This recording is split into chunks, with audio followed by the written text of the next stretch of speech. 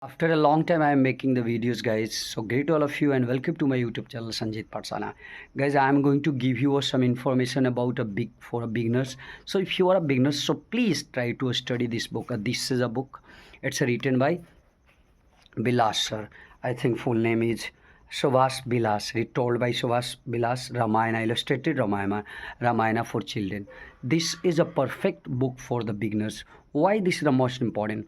Because if you try to study the whole pages are a very easy to study because the simple words are given in this book, and as far as the most important thing is that for a beginners is that you already know about uh, Ramayana's stories. So I think it's a very easy to understand. So it's my request to all of you, if you want to be a good learner of English, so please you try to study this book first.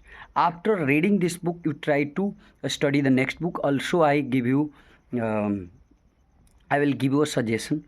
Next book, it will be Perfect Alchemist, also a good book, or Little Prince. But this is the perfect. It is the story of Ramayana and uh, easy languages given in this book. And words are concerned, that's all words are given easy. So it's my request, if you want to be a good learner and if you want to start, then first of all you try to study these books. You also can watch the whole pages.